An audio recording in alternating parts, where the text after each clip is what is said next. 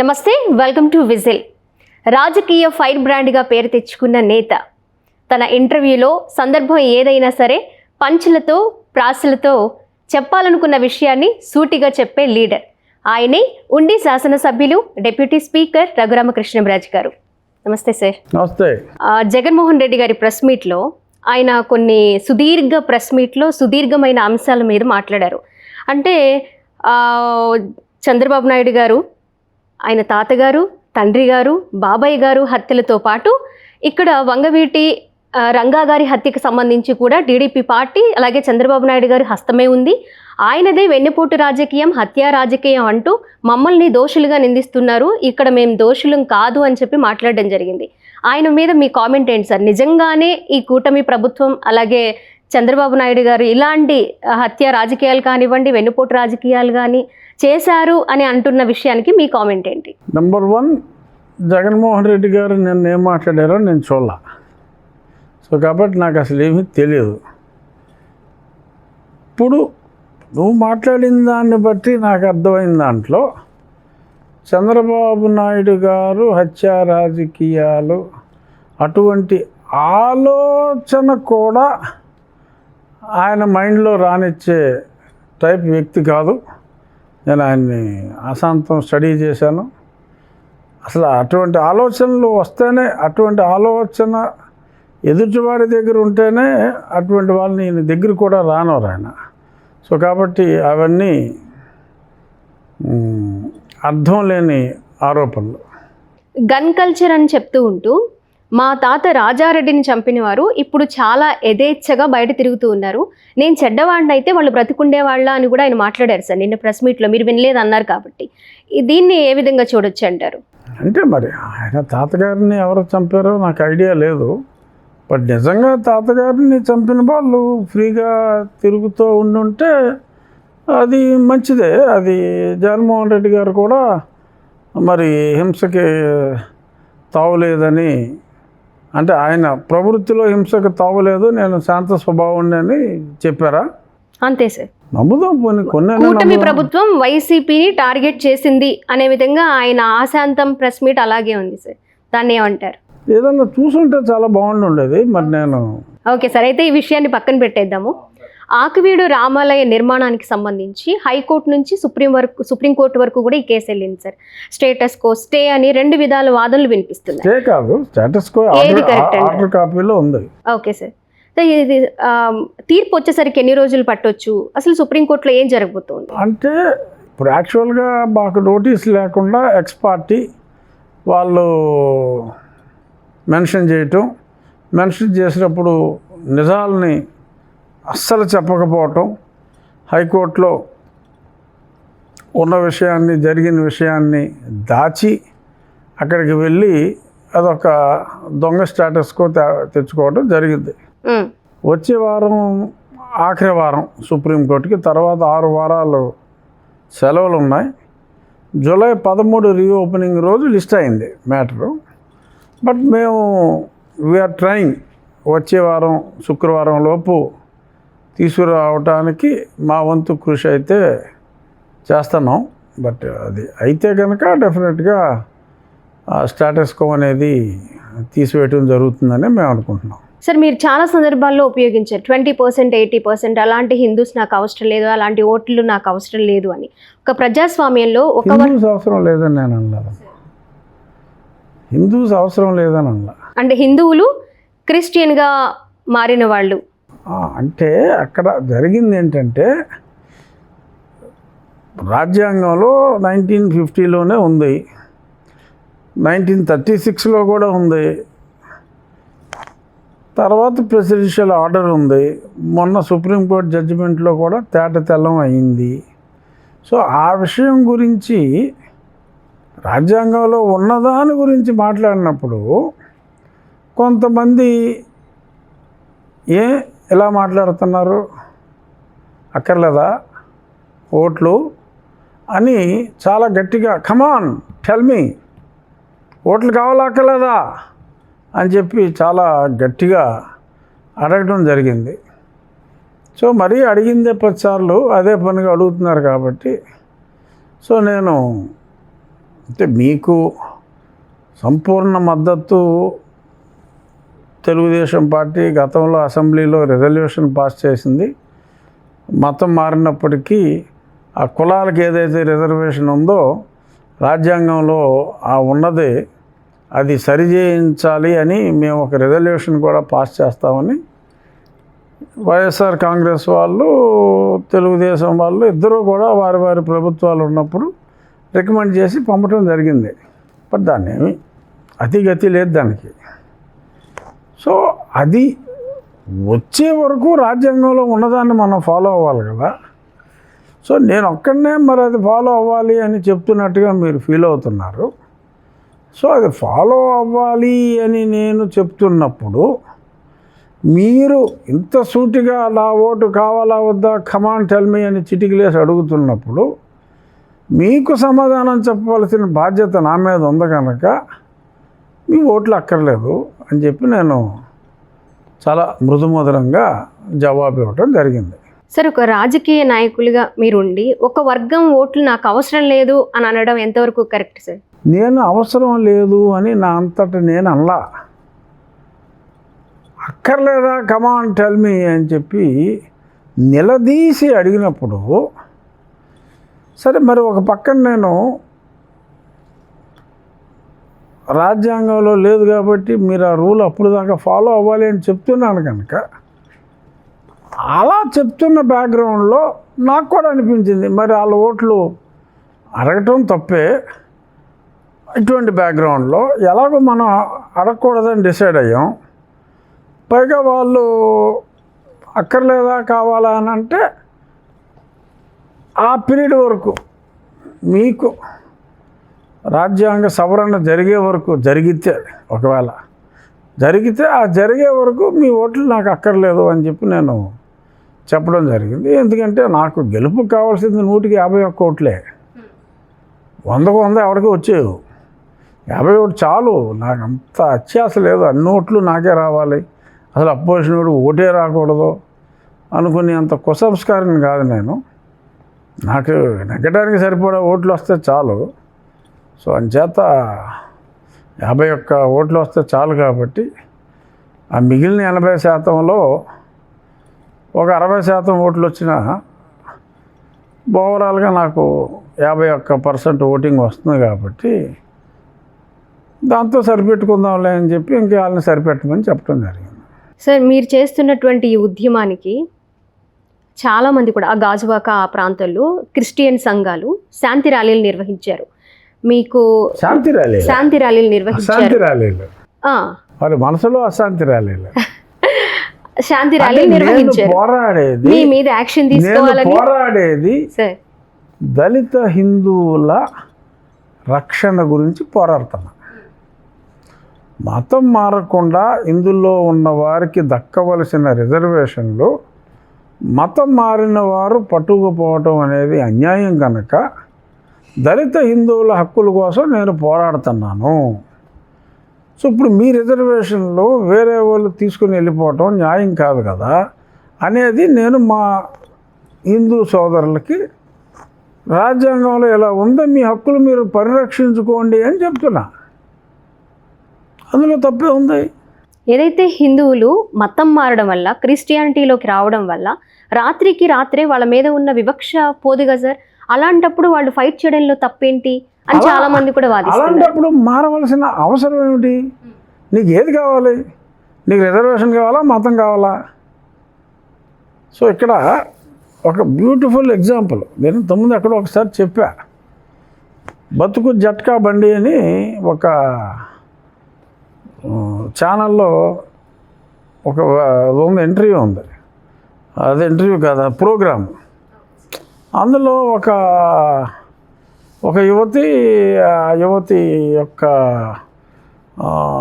కాబోయే భర్త, యువతి కాదు, ఒక పెళ్ళైన యువతి కాబోయే భర్త ఉంటారు అక్కడ. కన్ఫ్యూజ్ అవుతున్నావు, ఒక పెళ్ళైన యువతి కాబోయే భర్త ఏంటని. అది సో పెళ్ళైన యువతి కాబోయే భర్త అక్కడ ఉంటే సో ఆ యువతి అడుగుతుంది, మేము ఎలా బతకాలి రేపు ఈ పెళ్లి చేసుకుంటే? సో పాత భర్త నాకు డబ్బు ఇస్తే కనీసం మేము ఈ పెళ్లి చేసుకున్నవాడితో సుఖంగా ఉండగలం అని. అదేంటమ్మా నువ్వు అతనేమో ఇంకో పెళ్లి చేసుకుంటానికి నువ్వేమో ఇతన్ని వదిలేసి ఇతను ఇవ్వాల్సిన డబ్బులు కావాలి అతనితో సుఖంగా ఉండటానికి అంటే అది న్యాయంగా లేదు కదా అని ఆ న్యాయ నిర్ణేత అడుగుతుంది. మరి మేము ఎలా బతకాలండి అని చెప్పి అమ్మాయి కొంచెం గట్టిగా అడుగుతుంది. ఇప్పుడు నువ్వు తప్పేంటి అని అడిగినట్టు. సో ఇది అలాగే ఉంది. నువ్వు మతం మారిపోతావు కానీ ఈ కులంలో ఉన్న బెనిఫిట్ నీకు కావాలి అంటావు. ఆ మతంలోకి వెళ్తే ఈ బెనిఫిట్ ఉండదు అని చెప్పి రాజ్యాంగం చెప్తాంది.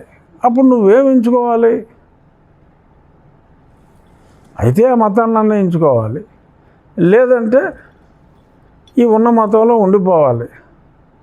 నాకు అది కావాలి ఇది కావాలి, ఆ రెండిట్లో ఏ ఒకటి కాదన్నా సరే మేము అశాంతితో శాంతి ర్యాలీలు చేస్తాం, హింసతో అహింసావాదంగా మిమ్మల్ని సస్పెండ్ చేయాలి అని కూడా డిమాండ్ చేస్తున్నారు సార్.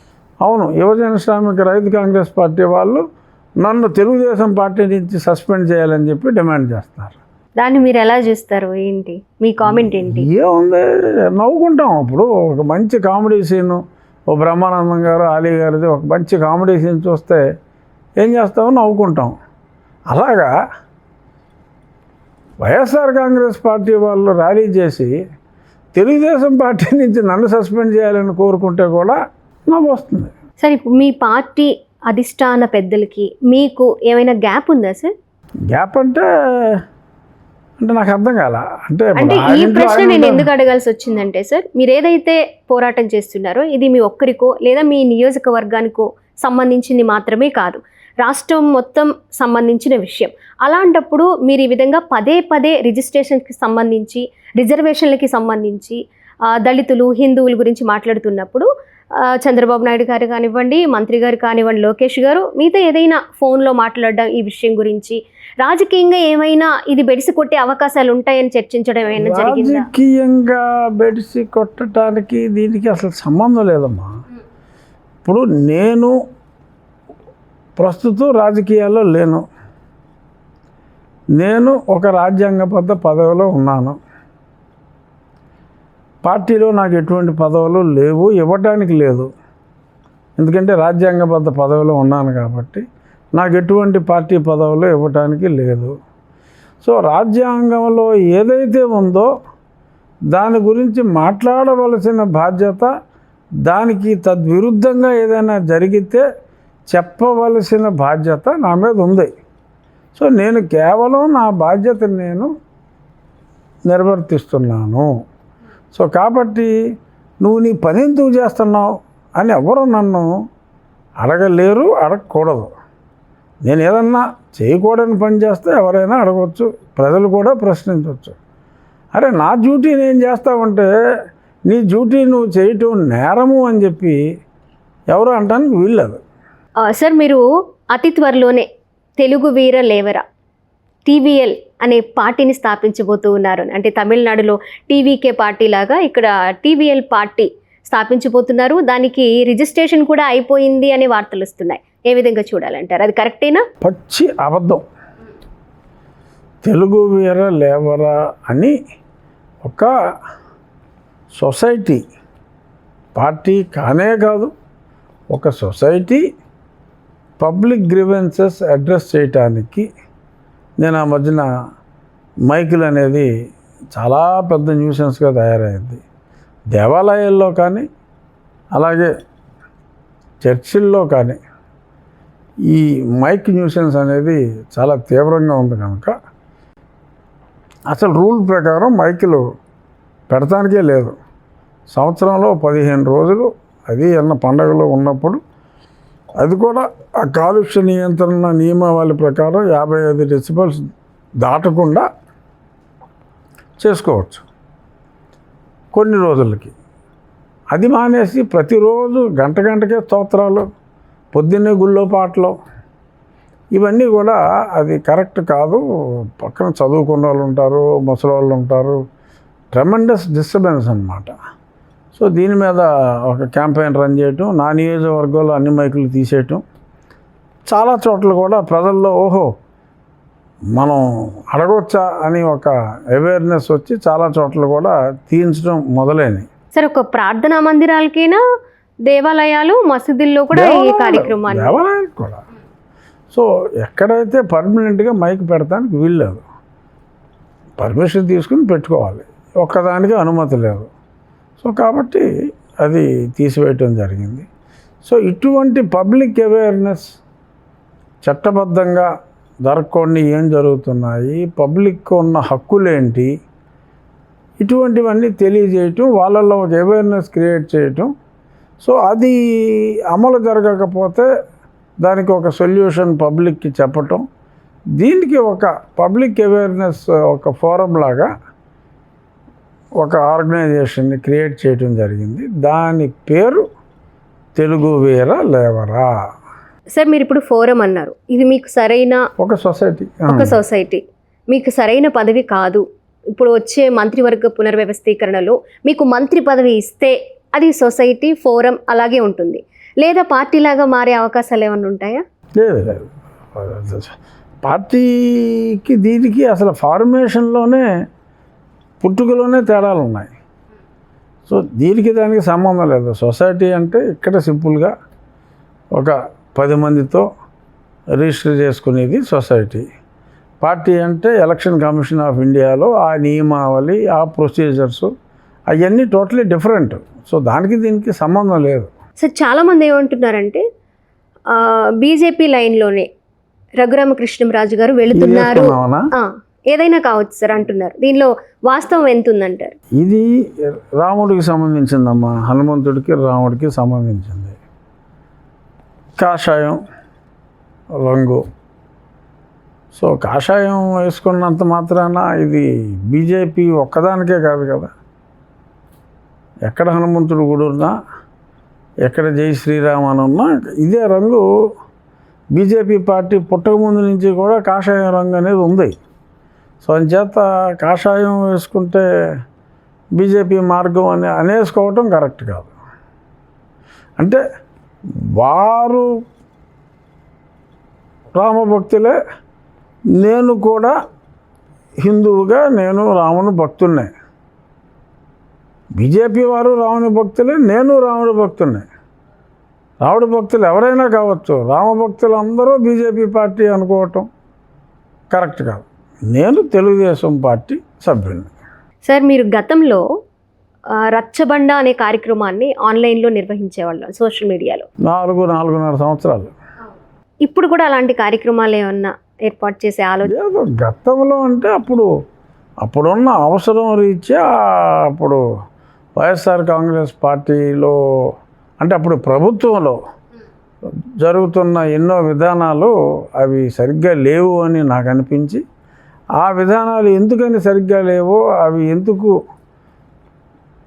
అలా నడిస్తే మంచిది కాదు అనే దాని మీద నేను రోజుకు ఆల్మోస్ట్ ఒక 45 నిమిషాల నుంచి 1 గంట కార్యక్రమం నిర్వహించాం. ఆ పర్పస్ అయిపోయింది. ఆ ప్రభుత్వాన్ని దింపాలనుకున్నాం, ఆ ప్రభుత్వాన్ని సక్సెస్ఫుల్గా దింపేశారు, అయిపోయింది. సో అంచేత ఇప్పుడు ఆ పడిపోయిన ప్రభుత్వం గురించి ఇప్పుడు మాట్లాడటం అనేది మీనింగ్లెస్. ఓకే. సో అంచేత రచ్చబండ లాంటి కార్యక్రమాలు అవసరమే లేదు. సార్, మీరు అన్నట్లుగానే గతంలో 4.5 సంవత్సరాల పాటు ఎంపీగా ఢిల్లీలో చక్రం తిప్పిన వ్యక్తి ఇప్పుడు ఒక ఎమ్మెల్యేగా, అలాగే డిప్యూటీ స్పీకర్గా రెండింటిని ఎలా బ్యాలెన్స్ చేస్తున్నారు సార్? ఎలా అనిపిస్తుంది ఎక్స్పీరియన్స్? ఏదో డిప్యూటీ స్పీకర్గా మాకు పెద్ద పని ఉండదమ్మా. అసెంబ్లీ జరిగేదే సంవత్సరానికి 30 రోజులు. ఆ 30 రోజులు పని ఉంటుంది. తర్వాత మాకు కమిటీ మీటింగ్లు ఉంటాయి నెలకోటి. సో దానికి సంబంధించి 1-2 రోజులు. సో ఎక్కువగా ఎమ్మెల్యేగానే ఎక్కువ పని. సో డిప్యూటీ స్పీకర్గా అంత ఎక్కువ వర్కే ఉండదు. అందుకే ఈ రిజర్వేషన్స్ మీద ఫోకస్ పెట్టారనుకోవచ్చా సార్? నువ్వు అనుకుంటే అనుకోవచ్చు. నేను కాదు సార్, ప్రజలు అనుకోవచ్చు కదా, అవకాశం ఉంది కదా. ఇప్పుడు మీరే చాలా తక్కువ పని ఉంటుంది. నేను రిజర్వేషన్స్ మీద కాదు నేను ఫోకస్ పెట్టింది. ఫస్ట్ ఎక్కడ మొదలైందంటే ఎస్సీ అట్రాసిటీ కేసులు అన్యాయంగా పెడుతున్నారు. నా మీదే 6 ఎస్సీ అట్రాసిటీ కేసులు పెట్టారు. అర్థం పద్ధం లేని స్టూపిడ్ కేసెస్ అనమాట.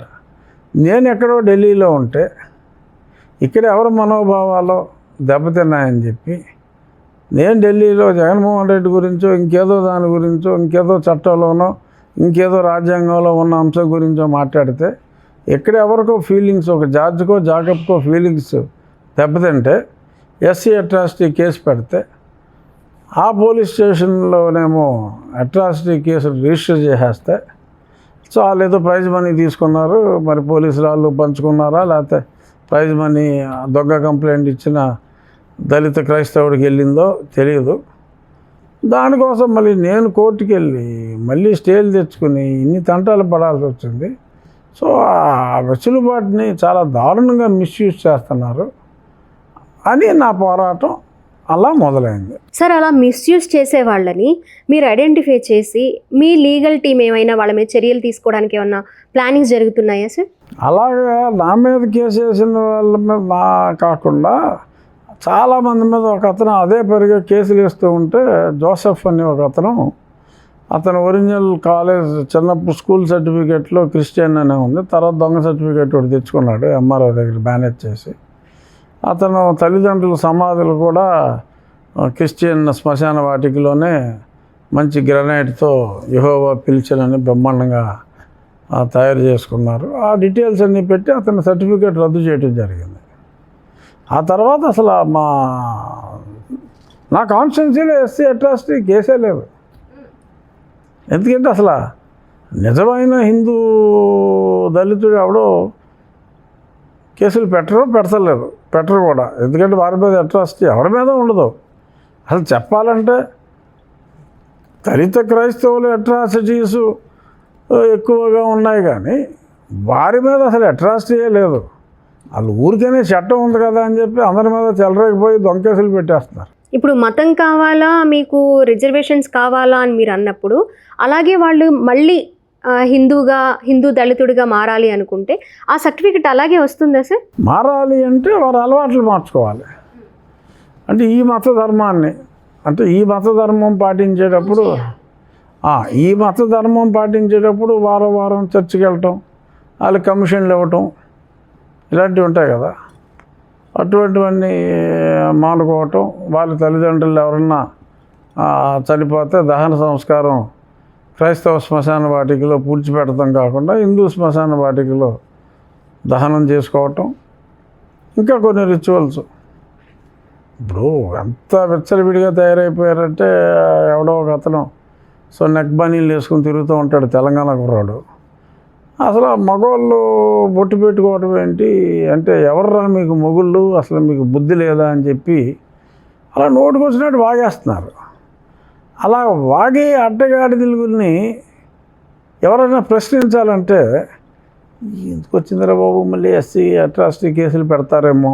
అదే పాస్టర్ అభినయ్ దర్శన్ గురించి మాట్లాడుతారు. అభినయ్ దర్శనే కాదు, ఇంకా అంతకు మించిన అభినయం చేసే వాళ్ళు కూడా ఉన్నారు.